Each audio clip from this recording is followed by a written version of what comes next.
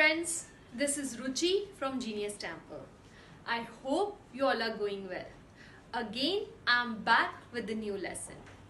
Friends, आज हम बात करने वाले हैं फैमिली एंड रिलेशनशिप्स पर. पैराडाइज में एडम और ईव हुए. किसी कारणों से वह धरती पर आए तो वो छोकरा और छोकरी बने. छोकरे को इंग्लिश में कहा जाता है लैड और छोकरी को कहा जाता है लेस. धीरे धीरे उनमें पहचान हुई. पहचान को इंग्लिश में कहते हैं रिकग्निशन. पहचान दोस्ती में बदली. दोस्ती को कहते हैं फ्रेंडशिप. दोस्त को कहा जाता है बडी या फिर पैल. दोस्ती और गहरी हुई तो उनकी मुलाकातें गहरी हुई. गहरी मुलाकातों को इंग्लिश में विजिटेशन या डेट कहते हैं. तो वो प्रेमी और प्रेमिका बने.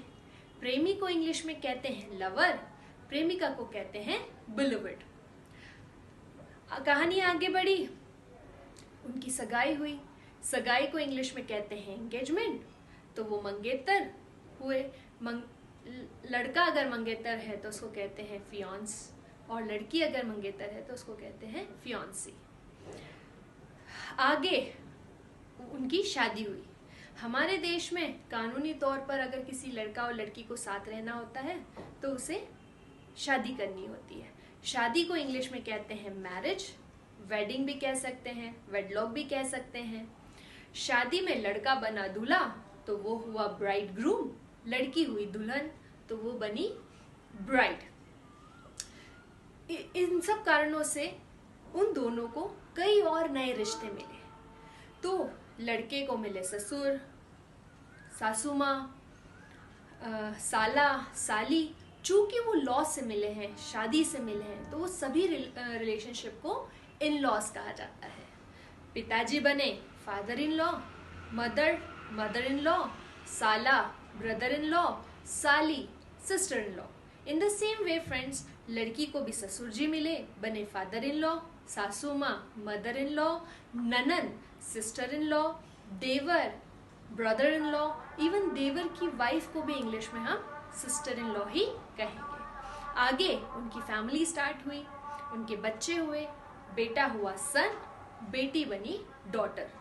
उन दोनों को भी कई सारे नए रिश्ते मिले. पिताजी की तरफ के सारे रिश्तों को कहा गया पैटर्नल. उसी तरह मदर की तरफ के सभी रिलेशनशिप को कहा गया मैटरनल. दादाजी बने पैटर्नल ग्रैंडफादर. दादी बनी पैटर्नल ग्रैंडमदर. चाचा जी पैटर्नल अंकल. चाची पैटर्नल आंट. बुआ पैटर्नल आंट. फूफा जी paternal uncle. In the same way नाना जी मैटरनल ग्रैंडफादर. नानी मैटरनल ग्रैंडमदर. मौसी मैटरनल आंट. मौसा जी मैटरनल अंकल. मामा मैटरनल अंकल. मामी मैटरनल आंट. अगर हम एक ही मदर के बच्चे हैं तो हम इंग्लिश में उसे कहते हैं सिबलिंग्स. लेकिन अगर ये इनके सारे बच्चों को इंग्लिश में कहा जाता है कजिन. कजिन के साथ एक छोटा सा नोट ध्यान रखना है फ्रेंड्स कि he is my cousin brother ऐसा कभी नहीं कहते हैं. कहते हैं ही इज माई कजिन और शी इज माई कजिन. सौतेले को इंग्लिश में कहा जाता है स्टेप. तो सौतन बनी स्टेप वाइफ. सौतेली माँ बनी स्टेप मदर. सौतेला भाई या बहन बनी स्टेप ब्रदर और स्टेप सिस्टर. एक बहुत ही मजेदार शब्द है फ्रेंड्स हमारे रिलेशन में, वो है पर. ये है हमारे पर दादाजी. ये हमारे पर दादाजी की तस्वीर है. तो ये जो पर है ना, इंग्लिश में इसको कहते हैं ग्रेट. अगर एक पर है तो जैसे ये हमारे पर दादाजी हैं तो उसको इंग्लिश में कहेंगे ग्रेट ग्रैंडफादर.